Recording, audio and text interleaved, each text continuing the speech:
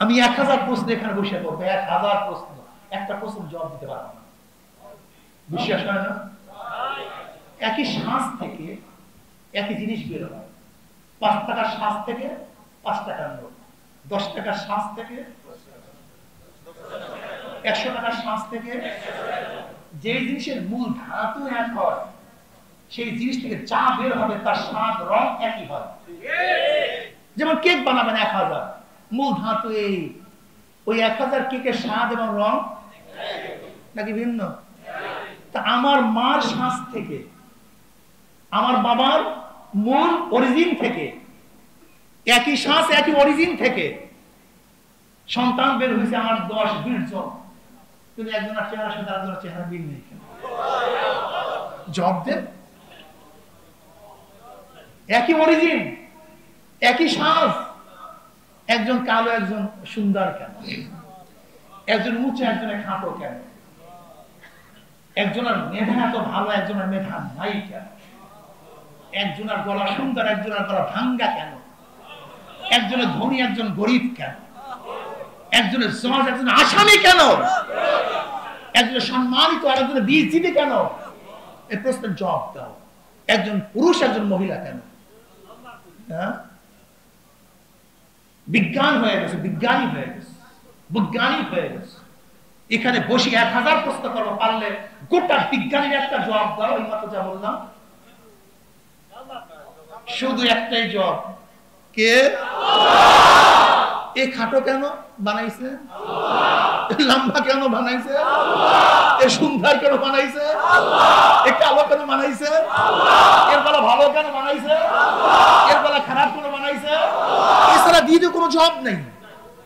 জবাব আমাদের কাছে আছে। যদি প্রশ্ন করি ন্যাংরামের স্বাদ এরকম কেন, ফজলি স্বাদ এরকম হবে কেন, চোষা স্বাদ এরকম হবে কেন, পারবা জবাব দিতে? কোন জবাব? শুধু একটাই জবাব, বলেন না সেই জবাবটা কি? মজা করিয়া বলেন। দেখছেন অবস্থার কি? আল্লাহ সব জায়গায়, শুধু আল্লাহ। যেখানে তাকাও সেখানেই আমার মাওলা। কোন দিকে তাকাবো? আসমানের দিকে। কার পরিচয় পাওয়া যাবে? জনাবে মুহাম্মদুর রাসূলুল্লাহ সাল্লাল্লাহু আলাইহি ওয়াসাল্লাম ফরমান, কোন কোন নাফরমানের কবরের মধ্যে একটা নয়, দুইটা না, 99টা সাপ জমা হয়ে যাবে। সাপের পেঁচের চলে নাফরমানের হাড্ডি করে কটমট কটমট করে ভাঙতে।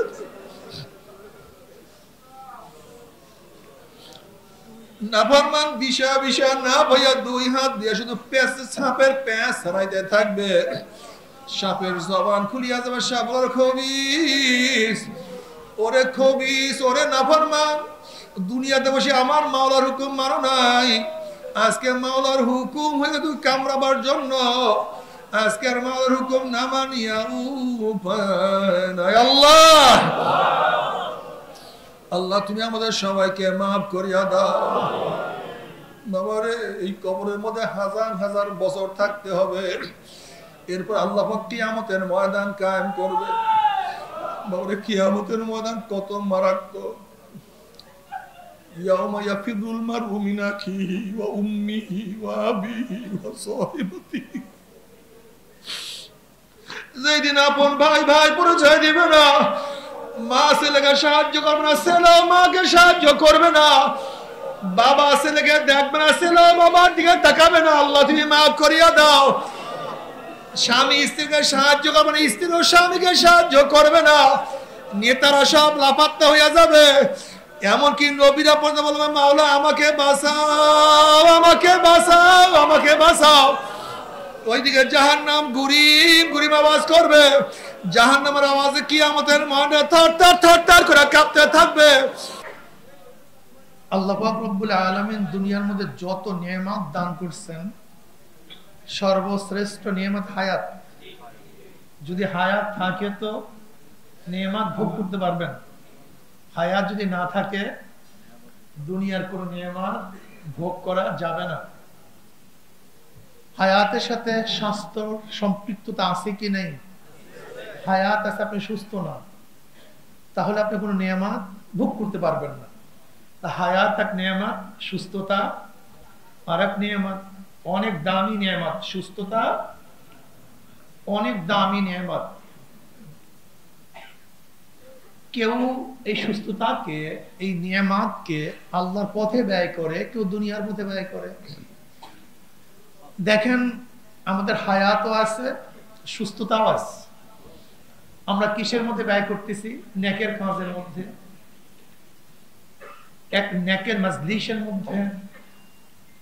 এই মাজলিসটা কেমন মাজলিস? যেরকম কেউ যদি ঘ্রাণের মধ্যে থাকে, ইচ্ছা না থাকলেও তার নাকের মধ্যে ঘ্রাণ ঢুকে, নাকি ভাই? ইচ্ছা না থাকলেও, যেরকম ঘ্রাণের মধ্যে থাকলে ইচ্ছা না হইলেও ঘ্রাণ তার নাকের মধ্যে ঢুকে, এমন এক মাজলিসের মধ্যে আছি যেখানে ইচ্ছা না থাকলেও আপনার আমলনামায় নেক লিখতে থাকে। যতক্ষণ মাজলিসের মধ্যে থাকবেন ততক্ষণ পর্যন্ত আমলনামায় শুধু নেকি আর নেকি। বুখারীর রওয়ায়াতের মধ্যে আসছে, এই মাজলিসকে কেন্দ্র করে আল্লাহ পাক রব্বুল আলামিন ফেরেশতাদের সাথে বিভিন্ন প্রশ্ন এবং জবাব দেওয়ার পরে সিদ্ধান্ত দেন, উশহিদুকুম আন্নী ক্বাদ গফারতু লাহুম, ফেরেশতারা সাক্ষী থাক, গোটা মাজলিসের বান্দাদের সমস্ত গুনাহকে আমি মাফ করে দিলাম। অন্য রওয়ায়াতের মধ্যে আসছে, ক্বাদ বুদ্দিলাস সাইয়্যাতুকুম হাসানাত, আল্লাহ পাক রব্বুল আলামিন সমস্ত গুনাহকে নেকের দ্বারা পরিবর্তন করে দেবেন। এই যে একবার সুবহানাল্লাহ পড়ছেন, রওয়ায়াতের মধ্যে আসছে কোন ব্যক্তি যদি একবার সুবহানাল্লাহ পড়ে আমলনামে 1000 নেকি লেখা হয়ে যায়, 1000 গুনাহ ঝরে যায়। কত দামি ইবাদত! যেহেতু ইবাদত, আর আল্লাহ পাক আমাদেরকে সৃষ্টি করেছেন ইবাদতের জন্য, ওমা খালাকতুল জিন্না ওয়াল ইনসা ইল্লা লিয়াবুদুন। প্রথম নফি, আমি মানুষ এবং জিনকে সৃষ্টি করি নাই, হ্যাঁ করছি একমাত্র আমার ইবাদতের জন্য। তাহলে মানুষ এবং জিন সৃষ্টি হওয়ার উদ্দেশ্য ইবাদত। আবেদ থেকে ইবাদত। আবেদ বলা হয় গোলামকে। গোলাম যে মালিকের আনুগত্যতা স্বীকার করে, যে আনুগত্যতা স্বীকার করে না তাকে কেউ গোলাম বলে না, নাকি ভাই? কিন্তু গোলামের কাজকে, আবেদের কাজকে তো ইবাদত বলার কথা ছিল। গোলাম শুধু আনুগত্যতা করে, তার পূজা করে না, আরাধনা করে না, এজন্য গোলামের কাজকে ইবাদত বলা হয় না। কিন্তু আমরা আমার মাওলার আনুগত্যতাও স্বীকার করছি, তার আরাধনাও স্বীকার করছি। আল্লাহ পাকের হুকুম মানার জন্য চেষ্টা করি এবং আল্লাহর কাছে প্রার্থনা করি, তার কুদরতি পায়ের মধ্যে সিজদায় পড়ে থাকি, আমি আল্লাহকে ডাকি, সব কাজের মধ্যে তার স্মরণ করি। এর জন্য আবেদের কাজকে ইবাদত বলা হয়। আমরা আবেদ, যাহা কিছু আবেদ করে তাকে বলা হয় ইবাদত। যার জন্য করে সে হলো মাবুদ। আমি আবেদ, আমার কাজ ইবাদত, যার জন্য করি সে মাবুদ। যেহেতু আল্লাহ পাক সৃষ্টি করেছেন আমাদেরকে ইবাদতের জন্য, তাহলে আমরা আবেদ। কি শুধু আমরাই আবেদ না, উবুদিয়াতের, আবদিয়াতের মাকাম, মঞ্জিল, স্তর অনেক উঁচা। এর জন্য জনাবে মুহাম্মদ রাসূলুল্লাহ সাল্লাল্লাহু আলাইহি ওয়াসাল্লাম আল্লাহ কি বলেন, আবদুহু ওয়া রাসূলুহু। আবদুহু মুহাম্মদ প্রথম আমার গোলাম, এরপরে সে রাসূল। আবেদ, আবদিয়াতের মাকাম অনেক উচ্চে। এর জন্য আল্লাহ পাক রব্বুল আলামিন আমাদেরকে ইবাদতের দায়িত্ব দান করেছেন। আমরা আবেদ, আমার যাহা কিছু কাজ সব ইবাদত। সব কি ইবাদত? কাজে যেই ব্যক্তি ইবাদতের পরিবর্তে গুনাহ করে, আনুগত্য স্বীকার করে না, তাকে আবেদ বলা হয় না। তাকে আবেদ বলা, যেরকম গোলাম যদি মালিকের কথা না মানে তাকে আর গোলাম বলা যায় না, ঠিক আবেদ যদি মালিকের হুকুম অনুযায়ী না চলে তাকে আবার আবেদ বলা যায় না। এর জন্য যারা আমরা আল্লাহর হুকুম মানি না আমরা তার আবেদ না, আমরা তার আবেদ না। গোলামের খাতার থেকে নাম কাটা যায়। খুব মারাত্মক অবস্থা। আমাদেরকে আল্লাহ পাক সৃষ্টি করেছেন কিসের জন্য? কে সৃষ্টি করেছেন? যেহেতু ওমা খালাকতুল জিন্না, আমি সৃষ্টি করি নাই, এখানে স্রষ্টা পাওয়া গেছে। কে পাওয়া গেছে? যেখানে স্রষ্টা আছে সেখানে কি আছে? সৃষ্টি আছে।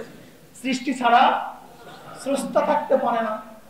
আমরা সৃষ্টি না স্রষ্টা? কথা বলেন, আমরা সৃষ্টি না স্রষ্টা? এই কথাটা আমি বারবার প্রশ্ন করতেছি কেন? কারণটা কি? কারণটা কি? এক বড় আলেম সে একটা প্রশ্ন করছে কবি ইকবালের কাছে। কি প্রশ্ন করছে? খালেক আছে কি নাই? খালেক কি একদল আছে কি নাই? যারা স্রষ্টাকে বিশ্বাস করে না, নাস্তিকরা স্রষ্টাকে বিশ্বাস করে। তা কি প্রশ্ন করছে? খালেক স্রষ্টা আছে কি? আপনি আমি তো অনেক জবাব দিতাম, কিন্তু জ্ঞানীদের প্রশ্নের জবাব হয় ছোট্ট, কিন্তু তার মধ্যে অনেক গভীরতা থাকে, অনেক কিছু শিক্ষণীয় থাকে। কবি ইকবাল পাল্টা প্রশ্ন করছে, তুমি স্রষ্টা না সৃষ্টি? কি প্রশ্ন করছে? তুমি স্রষ্টা না? এখন কি জবাব দিছে? কারণ তুমি সৃষ্টি কিভাবে হলা স্রষ্টা ছাড়া? বুঝেন নেই? তুমি স্রষ্টা না সৃষ্টি। যে সমস্ত নাস্তিকরা প্রশ্ন করে যে স্রষ্টা নাই, তাকে তুমি প্রশ্ন করো তুমি স্রষ্টা না সৃষ্টি? তুমি যদি বলে স্রষ্টা, তাহলে তো কেউ মানবে না। নিশ্চিত সে স্বীকার করবে কি? তাহলে সৃষ্টির পিছনে কি থাকে? স্রষ্টা থাকে। আমি সৃষ্টি স্বীকার করলে পিছনে স্রষ্টা আছে। দুনিয়া সৃষ্টি স্বীকার করলে পিছনে স্রষ্টা আছে। আসমান সৃষ্টি প্রশ্ন করলে পিছনে স্রষ্টা আছে। জমিন সৃষ্টি পিছনে স্রষ্টা আছে। পানি সৃষ্টি পিছনে স্রষ্টা আছে। বাতাস সৃষ্টি পিছনে স্রষ্টা আছে। আসমান সৃষ্টি পিছনে স্রষ্টা আছে। আমি সৃষ্টি পিছনে স্রষ্টা আছে। সেই স্রষ্টাকে আল্লাহ। সেই স্রষ্টাকে আমার আল্লাহ। এই মাসালায় এশিয়ায় ডারউইন হোঁচট খেয়েছে। কি হোঁচট খেয়েছে? আপনারা মনে রাখতে হবে, যাদের কাছে খোদাই ইলম নাই, কি নাই? খোদাই ইলম নাই, তারা সব সময় কোন জিনিসের গোড়াপত্তন করে ধারণা ভিত্তিতে। কিসের ভিত্তিতে? বিশ্বাস করে না। ধরুন এখানে যারা আছেন সব তাওহীদবাদী, সব আল্লাহকে স্বীকার করেন। যদি আপনাকে প্রশ্ন করি দুনিয়া সৃষ্টি করছে কে? কোন যুক্তি আছে? তর্ক আছে? ভেজাল আছে? কিন্তু যে স্রষ্টাকে স্বীকার করে না তাকে যে প্রশ্ন করেন দুনিয়া সৃষ্টি করছে কে, এই শুরু হয়ে গেল। কিভাবে? কোথা থেকে হলো? কিভাবে? এই জবাব নেই। এখন জবাব তো দিতে হবে। এখন কি জবাব দিবে? ধারণার থেকে। হতে পারে সূর্যের এক খণ্ডের থেকে পানির সৃষ্টি, হতে পারে পানির ঢেউয়ের মধ্যে ফেনার সৃষ্টি, হতে পারে ঢেউয়ের মধ্যে ফেনার মধ্যে পোকার সৃষ্টি, হতে পারে পোকার থেকে ব্যাঙের সৃষ্টি, হতে পারে ব্যাঙের থেকে বানরের সৃষ্টি, হতে পারে বানরের থেকে মানুষের সৃষ্টি। দেখছেন অবস্থা দেখি? বেচারা কত বিপদের মধ্যে পড়ছে। করবে কি? যেমন স্টেট সম্পর্কে যদি আপনি বলেন রাষ্ট্র কিভাবে সৃষ্টি হয়েছে, কি রাষ্ট্র কিভাবে সৃষ্টি হয়েছে, আপনি কি জবাব দিবেন? ইনি জাইন ফিল আরদি খলিফা। আল্লাহ রাব্বুল আলামিন আদমকে খলিফা হিসেবে নিযুক্ত করেছেন। তিনি যে হুকুম করতেন সেই হুকুমটা হলো আইন। কার আইন? আল্লাহর দেয়া আইন। যাদের মধ্যে প্রয়োগ করছেন তারা কারা? জনগণ। আর যারা সেই জনগণ যে এলাকার মধ্যে থাকছে তাকে স্টেট বলা হয়, রাষ্ট্র বলা হয়, সমাজ হিসাবে। এই একই প্রশ্ন সক্রেটিসের কাছে করেন, রাষ্ট্র কিভাবে সৃষ্টি হয়েছে? রাষ্ট্র কিভাবে সৃষ্টি হয়েছে? তাদের কাছে খোদাই বিধান নেই, কি নাই? তাহলে সোশ্যাল ওয়ার্ক, এই সোশ্যাল ওয়ার্কের মাধ্যমে রাষ্ট্র সৃষ্টি হয়েছে। কেউ বলবে আপসের মধ্যে পরামর্শের ভিত্তিতে, কেউ বলবে জোরপূর্বক, এই শুরু হয়ে গেছে। এক একটা বলবে, সক্রেটিস এক কথা বলবে, প্লেটো এক কথা বলবে, তারপর অ্যারিস্টটল আর এক কথা বলবে, তারপরে হোমস আর এক কথা বলবে, লক আর এক কথা বলবে, রুশ আর এক কথা বলবে। বলবে কি বলবে না? এরকম এক একজনে বলতে থাকবে। মন্টেস্ক্যু এক কথা বলবে, ভোল্টেয়ার এক কথা বলবে। কিন্তু যারা তাওহীদবাদী, স্টেট কিভাবে সৃষ্টি হয়েছে দ্বিতীয় কোনো প্রশ্ন নেই, তারা ডাইরেক্ট বলে দিবে আল্লাহ দুনিয়ার মধ্যে তার একদল প্রতিনিধি সৃষ্টি করেছেন, এই প্রতিনিধির মাধ্যমে রাষ্ট্র সৃষ্টি হয়েছে। এর কারণটা, যাদের কাছে খোদাই বিধান নাই তারা ধারণা বশীভূত কথা বলে, আর ধারণা সঠিক হতেও পারে, হতেও পারে। একজন ওহী এলেন, একটা কথা থেকে এলেন, একদিনই এলেন, ওহীর এলেন একদিনই, যার মধ্যে সন্দেহ নাই। ওহীর বাহিরে যত জ্ঞান আছে সব সন্দেহযুক্ত, তার মধ্যে সন্দেহ আছে, সন্দেহ মুক্ত না। ওহীর এলেন সন্দেহ মুক্ত, সন্দেহ মুক্ত। এর বাহিরে যত জ্ঞান আছে সব সন্দেহযুক্ত। আমি কথাটা বুঝাতে পারছি? তা আমাদের স্রষ্টা কে? আলহামদুলিল্লাহ, আর কোনো কথা নেই। স্রষ্টা আল্লাহ, সে আমাদের মাবুদ। আমরা কি? আবেদ। আমরা কি? আবেদ যাহা কিছু করে, এই তো ভুলে গেছে, ইবাদত। আবেদ যাহা কিছু করে তার নাম, যার জন্য করে, যে করে। কত সুন্দর সম্পর্ক। আমরা আবেদ, আমাদের কাছে ইবাদত করি, আমরা আবেদ। তাহলে আবেদের সাথে যদি মাবুদের সম্পর্কই না থাকে, সে আবেদ থাকতে পারে? এখন আবেদ মাবুদের তালাশ করে, কোথায় তালাশ করবে? আল্লাহ কয় ওহুয়া মাকুম আইনামা কুনতুম ফাইনামা তুওয়াল্লু ফাসাম্মা ওয়াজহুল্লাহ। আরে তুই যেখানে আছো সেখানেই আমি আছি। তুই এইটা নিয়ে সামনে যদি বাড়তে যান, মারাত্মক প্রশ্ন। কিভাবে আছে, কোন ভাবে আছে, তার জেসাম আছে কি নাই, এই প্রশ্ন নেই। ব্যাস সাথে আছেন, দেখেন কিভাবে দেখেন। কথা বলেন না কেন? কিভাবে দেখেন, কিভাবে আছেন? যেরকম আল্লাহর কোন মিসাল নাই, এর জন্য মিসাল দ্বারা একটু বোঝানো যাবে না। কোন জিনিসের মিসাল থাকলে তাকে মিসাল দিয়ে বোঝানো যায়, যেই জিনিসের মিসাল নাই সেই জিনিসকে মিসাল দিয়ে বোঝানো যায় না। বুঝাতে পারিনি। যেমন এনার চক্ষু, চক্ষুর একটা মিসাল আছে, উদাহরণ আছে। এর জন্য বলা যায় ওনার চক্ষু অমুকের মতো, এর চেহারা আর চেহারা আছে, বলতে পারি এর চেহারাটা অমুকের মতো। জিনিসটা সাপ, আর একটা সাপ আছে, আমি বলতে পারি সাপটা ওই সাপের মতো। একটা দৃশ্যমান জিনিস, আমি বলতে পারি এই জিনিসটা দেখতে ওই রকম। তাহলে একটা জিনিসের উদাহরণ থাকলে সেই উদাহরণ অনুযায়ী জিনিসটাকে নির্বাচন করা যায়। কিন্তু আল্লাহ পাক রব্বুল আলামিন লাম মিসলাহু, তার উদাহরণ নাই, দ্বিত্ব নাই, তার কোনো মিসাল নাই। কাজে আল্লাহ পাক কিভাবে আছেন, কিভাবে দেখেন, বুঝবেন কিভাবে? এটা আল্লাহর শান,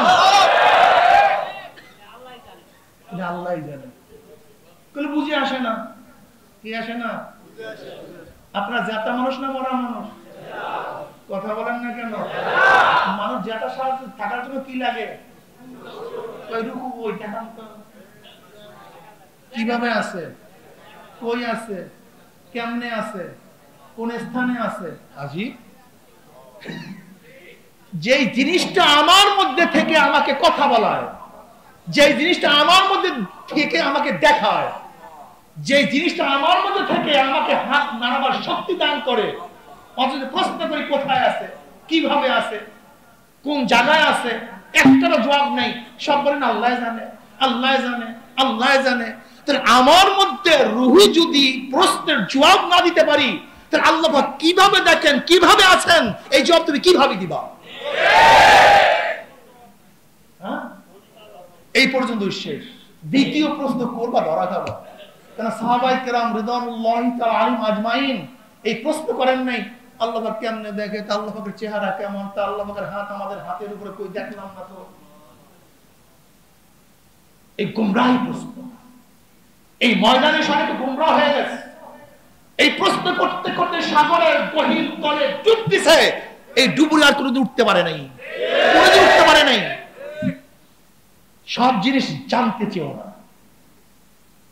তুমি জানো আল্লাহ পাকের শক্তি কত মারাত্মক, কত অসীম, চিন্তা করতে পারছো?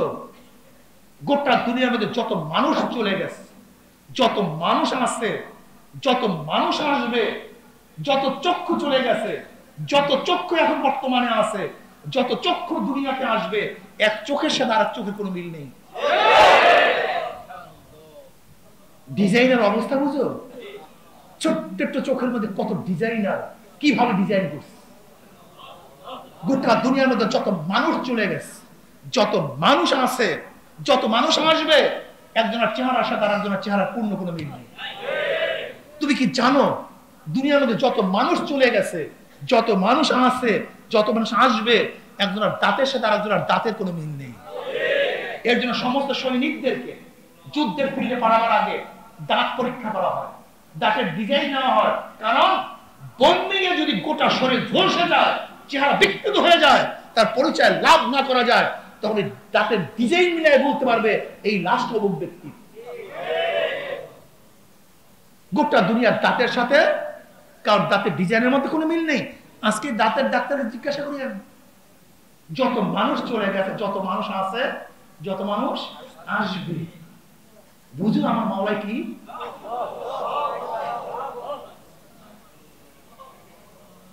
এই টালটু ফালটু কিছু আবিষ্কার করি আমার মাওলাকে ভুলে যাবে। টালটু ফালটু গোষ্ঠী দেখছে একটা বৃদ্ধাঙ্গুলের মধ্যে আমার মাওলার ডিজাইনের অবস্থাটা কি? ছোট্ট বৃদ্ধাঙ্গুলের মধ্যে শিকির মতো জায়গা, এই জায়গার মধ্যে এমন ডিজাইন করছে, যত মানুষ চলে গেছে, যত মানুষ আছে, যত মানুষ আসবে, একজনের সাথের সাথে আরেকজনের সাথে কোনো মিল নেই। এই মাওলাকে তোমার মতো আমার মতো জ্ঞান দিয়ে বুঝতে চান সবকিছু। আমি 1000 প্রশ্ন এখানে বসে করবো, 1000 প্রশ্ন, একটা প্রশ্ন জবাব দিতে পারবো না। বিশ্বাস হয় না? একই শ্বাস থেকে একই জিনিস বের হয়। 5 টাকার শ্বাস থেকে 5 টাকার নোট, 10 টাকার শ্বাস থেকে 100 টাকার শ্বাস থেকে, যে জিনিসের মূল ধাতু এক হয়, সেই জিনিস থেকে যা বের হবে তার স্বাদ রং একই হয়। যেমন কেক বানাবেন 1000, মূল ধাতু এই, ওই 1000 কেকের স্বাদ এবং রং নাকি ভিন্ন? তা আমার মার শ্বাস থেকে, আমার বাবার মূল অরিজিন থেকে, একই শ্বাস একই অরিজিন থেকে সন্তান বের হয়েছে আমার 10-20 জন, কিন্তু একজনের চেহারা সাথে আরেকজনের চেহারা মিল নেই কেন? জবাব দেন।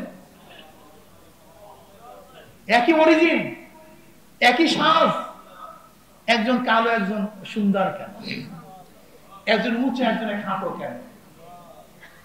একজনের মেধা এত ভালো, একজনের মেধা নাই কেন? একজনের গলা সুন্দর, একজনের গলা ভাঙ্গা কেন? একজনের ধনী একজন গরিব কেন? একজনের সমাজ একজন আসামি কেন? একজনের সম্মানিত আর একজনের বিজিবি কেন? এই প্রশ্নের জবাব দাও। একজন পুরুষ একজন মহিলা কেন? বিজ্ঞান হয়ে গেছে, বিজ্ঞানী হয়ে গেছে, বৈজ্ঞানিক হয়ে গেছে। এখানে বসে 1000 প্রশ্ন করবো, পারলে গোটা বিজ্ঞানীর একটা জবাব দাও। এই মাত্র যা বললাম, শুধু একটাই জবাব, কে? এ খাটো কেন বানাইছে? লম্বা কেন বানাইছে? এ সুন্দর কেন বানাইছে? একটা আল্লাহ কেন বানাইছে? এর বেলা ভালো কেন বানাইছে? এর বেলা খারাপ কেন বানাইছে? এছাড়া দ্বিতীয় কোনো জবাব নেই। জবাব আমাদের কাছে আছে। যদি প্রশ্ন করি ন্যাংরামের সাজ এরকম কেন, ফজলি সাজ এরকম হবে কেন, চোষা সাজ এরকম হবে কেন, পারবা জবাব দিতে? কোন জবাব? শুধু একটাই জবাব। বলেন না সেই জবাবটা কি? মজা করিয়া বলেন। দেখছেন অবস্থার কি? আল্লাহ সব জায়গায় শুধু আল্লাহ। যেখানে তাকাও সেখানেই আমার মাওলা। কোন দিকে তাকাবো? আসমানের দিকে। কার পরিচয় পাওয়া যাবে? তাকাবো সূর্যের দিকে। কিছু কিছু বদমাশ, কিছু কিছু বদমাশ ইসলামের কথা বললি তোমরা তোমার মধ্যযুগে ফিরে যেতে চাও নাকি? ওল্ড মডেল হতে চাও নাকি? আধুনিক এই জমানায় কি আবার সেই মধ্যযুগে স্বভাব অর্জন করতে চাও নাকি? ইসলামের কথা বললি। অথচ ইংল্যান্ডকে তো আমরা আধুনিকতার মডেল মনে করি। সেখানে প্রেসিডেন্সিয়াল গভর্নমেন্ট আছে কি নেই, রানী আছে কি নেই, এটা নিউ না ওল্ড? তারা কি বলে? এটা আমাদের গৌরব। ইংল্যান্ড কি বলে? এই আমাদের দেশে রানী থাকাটা, রাজা থাকাটা ওল্ড মডেল। ওল্ড মডেলকে তারা গৌরব বানাইছে। আর ইসলামী ওল্ড মডেলকে এরা মধ্যযুগীয় কালচার বানাই দিচ্ছে। ওল্ড থাকবা না, সব নিউ হবা। হ্যাঁ, আপত্তি নেই, আমার কোনো আপত্তি নেই। আপনাদের আপত্তি আছে কিনা আমি জানি না, আমার কোনো আপত্তি নেই। কিন্তু প্রশ্ন আসতে আমার। প্রশ্নটা কি? সূর্য পুরান না নূতন? না নতুন? আজকে থেকে সবাই একমত হয়ে যাও, পুরান সূর্য রাখবো না, নতুন সূর্য বানাবো। পুরান জিনিস ব্যবহারই করবো না। চন্দ্র রাখবো না, আসমান, বাতাস, আঁধি, জমিন, তারকাগুলি, খাদ্য সব পুরান। তোমার আমার আসার পদ্ধতি সবই তো পুরান। হাট পুরান, নাচ পুরান, কিডনি পুরান, চক্ষু পুরান, দাঁত পুরান, জিহ্বা পুরান, সবই তো পুরান। তার নতুন হইতে চাও কেন? মানে আকাম করতেছে, ওই তো কুত্তা হইতে চাও, জানোয়ার হইতে চাও। জানোয়ার হইলে কি হবে? কি হবে? আধুনিক হইতে হইতে কি হবে জানো? জানো কি হবে? এখন জাপান টাকা দেয়, বাচ্চা না এত টাকা দেবো, বাচ্চা নেয়া বন্ধ, পারিবারিক কাঠামো সব উঠত নয়, স্বামী স্ত্রীর মিল মহাব্বা ধ্বংস, বাবা মায়ের সে অনুগ্রহ, ভালোবাসা, শ্রদ্ধা, স্নেহ, মমতা সব বন্ধ। বন্ধন বলতে কিচ্ছু নেই। জানোয়ারের তো বন্ধন আছে, মানুষের মধ্যে ওল্ড হতে হতে নিউ হতে হতে কিচ্ছু নেই। কুকুরের বাচ্চা মারা গেল কুকুরটা কাঁদে, বিড়ালের বাচ্চা মারা গেল বিড়াল কাঁদে। দেখছেন? একটা হরিণের বাচ্চার জন্য মা জীবন দিয়া দেয়, একটা গরুর বাচ্চার জন্য মা জীবন দিয়া দেয়। যে হিংস্র প্রাণী বাঘ তার বাচ্চাকে রক্ষা করার জন্য কত সাধনা করে, একটা মুরগি তার বাচ্চা রক্ষা করার জন্য বিষাক্ত সাপের উপরে মুরগি নিজের জীবনকে বিসর্জনকে বারবার সবল মারতে থাকে। অথচ আধুনিক হইতে হইতে আশরাফুল মাখলুকাত এই মানব সন্তানকে আজকে ড্রেনের মধ্যে পাওয়া যায়, ট্রাঙ্কের মধ্যে পাওয়া যায়। আধুনিক হয়েছে কি হয়েছে? গোটা দুনিয়ার মধ্যে কোন জানোয়ারের বাচ্চাকে কোন মা হত্যা করে না, নাই। গোটা দুনিয়ার মধ্যে কোন জানোয়ারের মা হতে পারে, হিংস্র প্রাণীদের মধ্যে যে পুরুষ সে মারতে পারে সেটা ভিন্ন কথা। সিংহ আক্রমণ করতে পারে বাচ্চার উপর, মর্দা বাঘ আক্রমণ করতে পারে, কিন্তু যে সিংহী তার বাচ্চাকে জন্ম দিছে সেই শিরকে কোনদিন তার পাত্রে আক্রমণ করে না, কোন জানোয়ারের মধ্যে নেই। কিন্তু আশরাফুল মাখলুকাত এই আদম সন্তান ইসলাম না মানার কারণে, ধর্ম না মানার কারণে হাজারো মা তার বাচ্চাকে নিজের হাতে হত্যা করে ইতিহাস আছে কি নাই?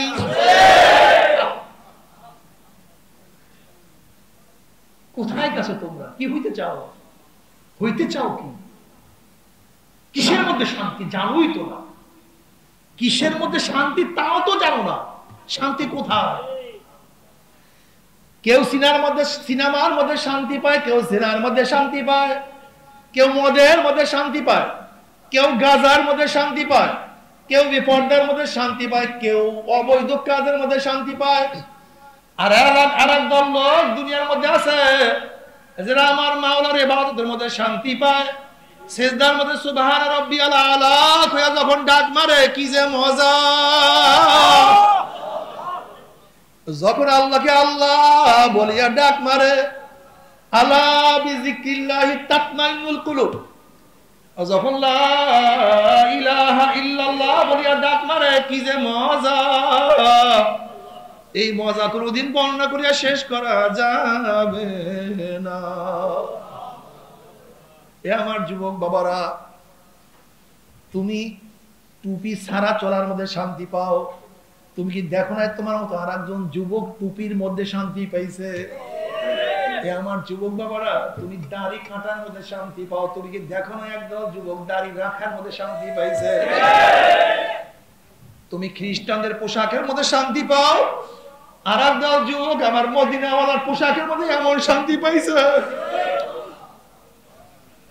তুমি উলঙ্গ অবস্থায় রাস্তায় বের হওয়ার মধ্যে শান্তি পাও, আর একদল মা বোনের আমার পর্দার সাথে নামার মধ্যে শান্তি পায়। তুমি গানের মধ্যে শান্তি পাও, আর একদল মানুষ তেলাওয়াতের মধ্যে শান্তি পায়।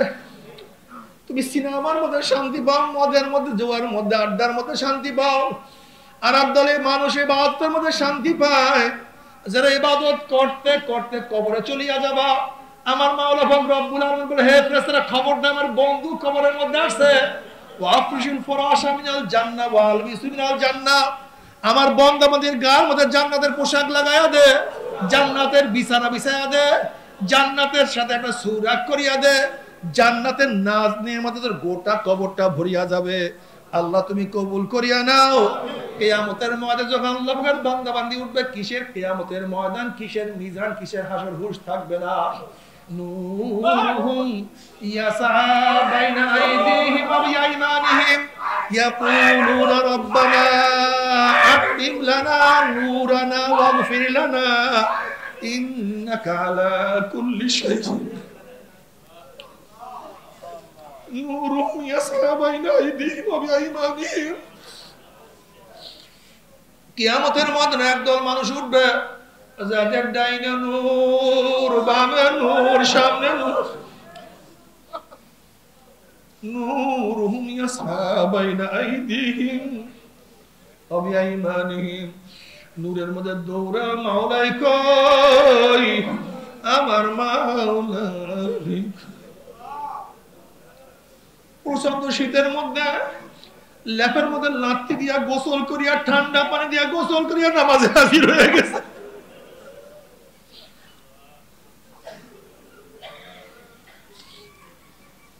সুবহান রাব্বিয়াল আলা কইয়া ডাক মারছে, আমার মাওলাই কই, মাওলাই কই।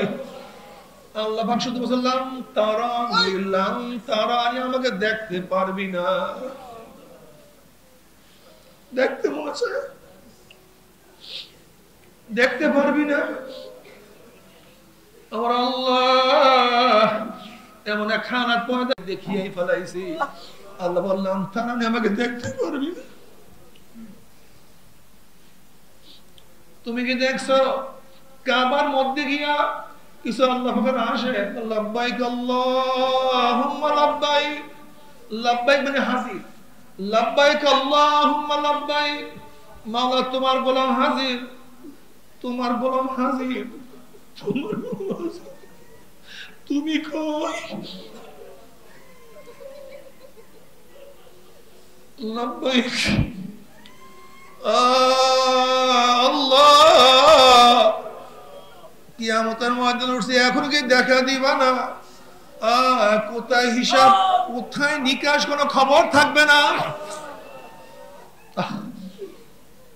জান্নাতের মধ্যে চলিয়া যাবে। এবার আল্লাহ রব্বুল আলামিন জান্নাতীকে বলে, জান্নাতীরা, আমি তোমাদের সাথে যে ওয়াদা করছিলাম সেই ওয়াদাকে আমি পালন করছি নাকি? তখন জান্নাতের মাওলা, হে তুমি যে ওয়াদা করছো তার চেয়ে কোটি কোটি কোটি কোটি কোটি কোটি গুণ বেশি নিয়ামত আমরা পেয়ে গেছি, কিন্তু একটা ওয়াদা এখনো পালন করো নাই। তখন আমার মাওলা ভাগ ডাক দেয়া, ফেরেশতারা, আমি বান্দাদের সাথে ওয়াদা করেছিলাম জান্নাতের মধ্যে তাদের সাথে সাক্ষাৎ করব, দেখা করব, কিন্তু এখন আমি তাদের সাথে সাক্ষাৎ করি নাই। এই ফেরেশতারা নূরের পর্দা হটাইয়া দেয়। যখন ৭০,০০০ নূরের পর্দা হটাইয়া দেওয়া হবে, নবী আলাইহিস সালাতু ওয়াস সালাম ফরমান, সাতারাউনা রাব্বাকুম কামা তারাউনাল কমারা লাইলাতাল বদরে, যেরকম পূর্ণিমার চন্দ্র উদিত হইলে ধাক্কা ধাক্কি ভিড়া ভিড়ি ব্যতীত প্রত্যেকের জায়গার থেকে পূর্ণিমার চন্দ্র দেখতে পারে, ঠিক আমার মাওলা যখন নূরের পর্দার মধ্যে থেকে বের হয়ে আসবে, আমার মাওলাকে ধাক্কা ধাক্কি ভিড়া ভিড়ি ব্যতীত প্রত্যেকের জান্নাতে প্রত্যেকের জায়গা থেকে আমার মাওলাকে দেখতে পারবে। আমার মাওলাকে দেখার সাথে সাথে সমস্ত জান্নাতীরা সিজদার মধ্যে পড়িয়া যাবে। এক সিজদার মধ্যে ৪০,০০০ বছর কাটিয়া যাবে। আমার মাওলা বলবে, আর সিজদার দরকার নাই, আর দরকার নাই, দুনিয়াতে বহু সিজদা দিছো।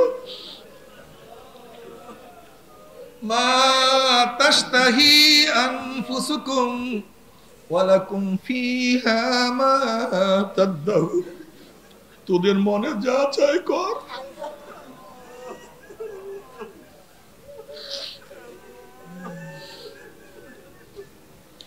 আর রোজার দরকার নাই, আর হজের দরকার নাই, এইটা পারবি না, এইটা করতেই হবে।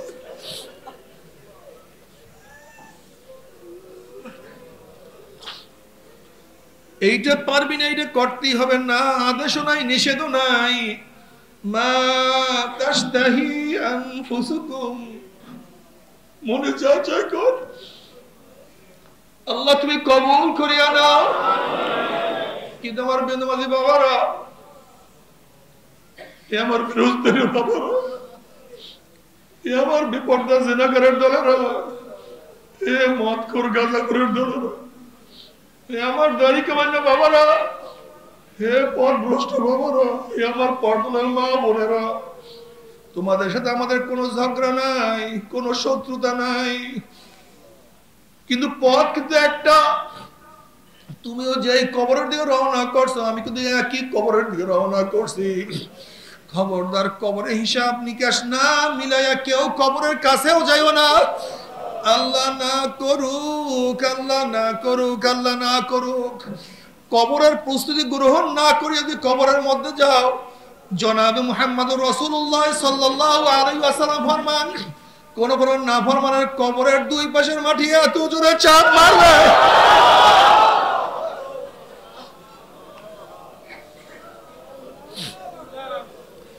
চাপের চড়ে এক ফজরের হাঁটি আর এক ফজর লাগাইয়া ফালাইবে, আল্লাহ তুমি মাফ করিয়া দাও। বাবার কোন মোল্লা মৌলবীর কিরসা খাই না। জনাবে মুহাম্মদুর রাসূলুল্লাহ সাল্লাল্লাহু আলাইহি ওয়াসাল্লাম ফরমান, কোন কোন নাফরমানের কবরের মধ্যে একটা নয়, দুইটা না, 99টা সাপ জমা হয়ে যাবে। সাপের পেঁচের চড়ে নাফরমানের হাড্ডি গুলি কটমট কটমট করে ভাঙতে,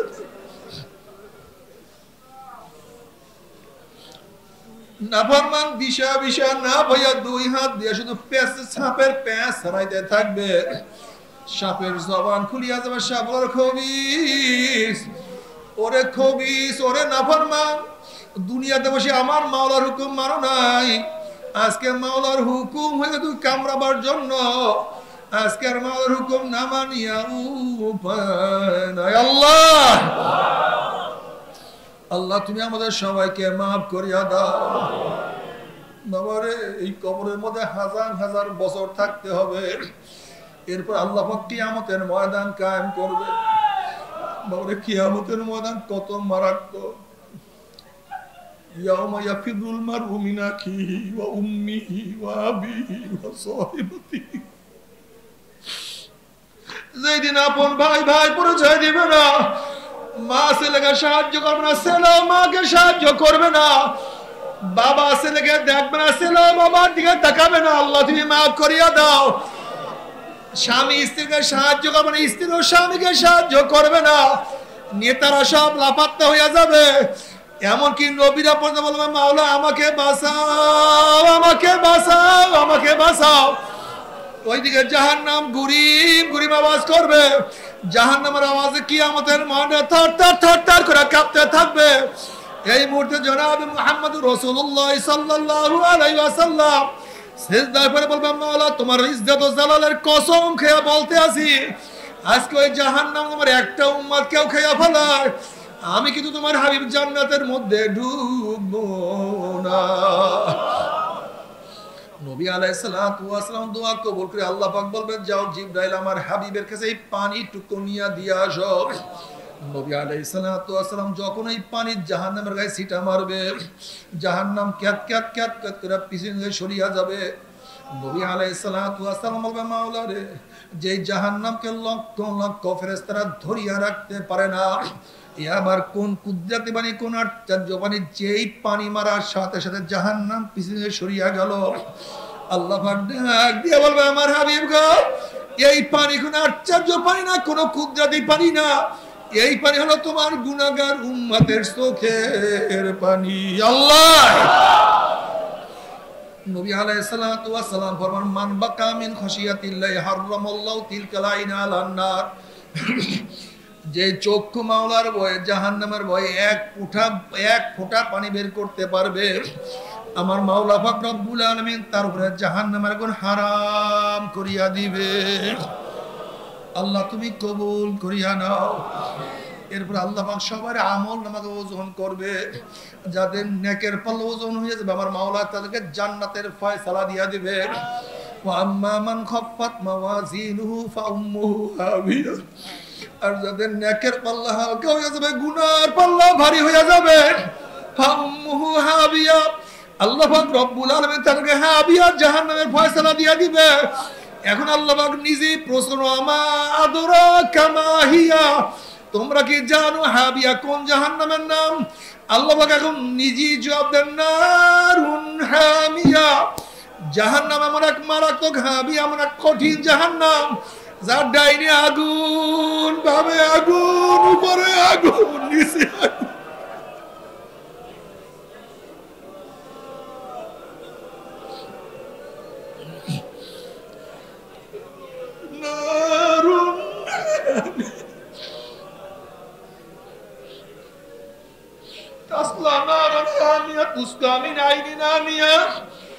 যখন জাহান্নামীরা পানি পানি করে চিল্লাইতে থাকবে তাসলা নারান হামিয়া, তখন জাহান্নামীদেরকে বালতি ভরে আগুন খাওয়াইয়া দেওয়া হবে।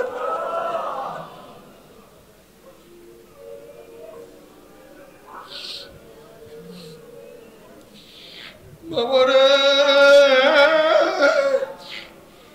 আমার মাওলা যত বড়, আমার মাওলার জান্নাত তত বড়, আমার মাওলা যত বড়, আমার মাওলার জাহান্নামের শাস্তিও তত বড়।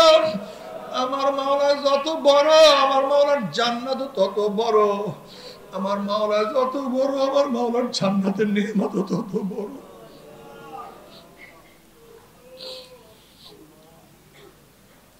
বাবা তবে সমস্ত মুমিন মুসলমান বলতে সবাইরই মনে চায় গুনার থেকে ফিরিয়া নেক আমল করিয়া মাওলার জান্নাতে সবাইরই যাইতে মনে চায়। গুনাহ নিয়ে মাওলার জাহান্নামে কাউরে কিন্তু যাইতে মনে চায় না।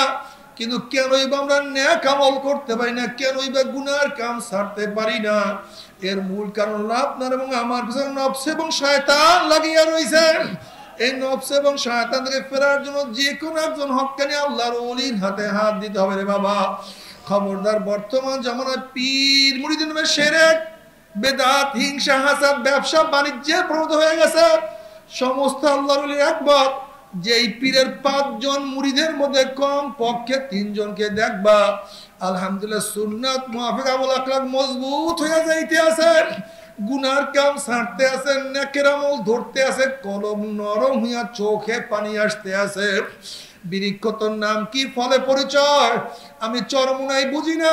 চরমোনার দাওয়াত প্রচার প্রসার করার জন্য আসিনি রে বাবা। চরমোনায় যাওয়ার তোমার কোনো দরকার নাই, কোনো দরকার নাই, কোনো দরকার নাই। তুমি যার কাছে গিয়া পারো গুনার কাম সারো, নাকের আমল ধরো, কলম নরম করিয়া চোখে পানি নিয়া মাওলার কবরে যাইও।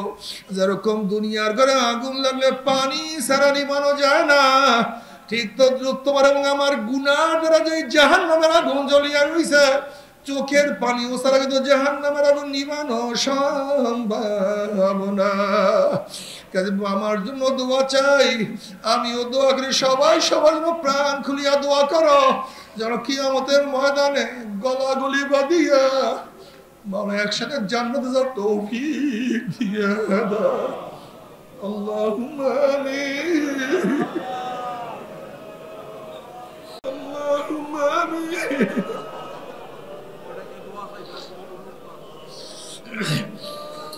ও আমার পর্দার মা বোনেরা, দুই হাত তুলিয়া মাওলার কাছে কান্দো, আর মাওলার কাছে মাপ চাও। কান্না না সে মন বলতে, মন একদিন ঘরের দরজায় নতুন বউ হইয়া উঠছিল রে মন। কত মেয়ে লোকের শরবত খাওয়াইছে, কত মেয়ে লোকের বাতাস করছে, আবার একদিন এই ঘরের দরজা দিয়া মরা লাশ হইয়া বাইর হব। ছেলে কেন মা করে, মেয়ে কেন মা করে, ওরে মান জবাব তোমার দিব আল্লাহ। আল্লাহ কত আলেম ওলামা দিকে হাত তুললাম রে মাওলা। আল্লাহ কত বিগুনাহ নাবালিগ তালিম ভাইদেরকে নিয়ে হাত তুললাম রে মাওলা। আল্লাহ কত সাদা দাড়িওয়ালা ভাইদেরকে নিয়ে হাত তুললাম রে মাওলা। আল্লাহ তোমার কত জাকিরিন শাকিরিন খাস খাস তোমার বান্দাদেরকে নিয়ে হাত তুললাম রে মাওলা। আল্লাহ আমি তো গুনাহগার, আমার দিকে না তাকাইয়া, আমার দিকে না তাকাইয়া তোমার যার হাত পছন্দ হয় তার উসিলে আমাদের সবাই গুনাহটা মাফ করে দাও। আল্লাহ মাফ করবাই না, ক্ষমা করবাই না, তাহলে তোমার বান্দার এখানে কেন আসছে, কি পাওয়ার জন্য আসছে, কি চাওয়ার জন্য আসছে? আল্লাহ আমরা দুনিয়া পাওয়ার জন্য আসি নাই, দুনিয়া চাওয়ার জন্য আসি নাই। কেউ নামাজ কাজা করিয়া ফেলাইছি, কেউ রোজা ছাড়িয়া দিছি, কেউ বেপর্দা জিনার মধ্যে লিপ্ত হয়ে গেছি, কেউ হারাম কবিরা গুনাহ করিয়া ফেলাইছি। আল্লাহ আমরা জাহান্নামের কাজ করিয়া ফেলাইছি। আল্লাহ আমাদেরকে মাফ করিয়া দাও, আল্লাহ মাফ করিয়া দাও, আল্লাহ ক্ষমা করিয়া দাও। আল্লাহ সন্তান অন্যায় করিয়া বাবার কাছে মাপ না পেলে মায়ের কাছে মাপ পাওয়ার আশা করে, ভিক্ষুক এক দরজা ভিক্ষা না পেলে অন্য দরজা ভিক্ষা পাওয়ার আশা করে, আমরা তোমার দুয়ারের ভিক্ষুক। তুমি তো হাঁকাইয়া দাও, তারাইয়া দাও, আর কোনো দরজা নাই রে মালিক, আর তো কোনো দুয়ার নাই। আল্লাহ আল্লাহ আমরা যারা হাত তুললাম জানি না কার মা নাই, বাবা নাই, স্ত্রী নাই, স্বামী নাই, দাদা নাই, দাদু নাই, নানা নাই, নানু নাই, ভাই নাই, বোন নাই, আত্মীয় নাই, স্বজন নাই। আল্লাহ যত মুমিন মুমিনা, যত মুজাহিদরা কবরে শুয়ে রয়েছে সবার কবরে আযাবকে মাফ করে দাও। আল্লাহ খাস করে আমাদের শায়েখ ও মুর্শিদের কবরকে জান্নাতের বাগিচা বানায়া দাও। মা দাদা সহ তামাম দুনিয়ার মাশায়েখদের মাকামকে জান্নাতের মধ্যে বুলন্দ করে দাও। আমাদের আহলে আওলাদ তোমার খাস গোলাম বান্দা হিসেবে কবুল করে নাও। রব্বানা হাব লানা মিন আজওয়াজিনা ওয়া যুররিয়াতিনা কুররাতা আইন ওয়াজআলনা লিল মুত্তাকিনা ইমামা। রব্বিরহামহুমা কামা রব্বায়ানি সগীরা।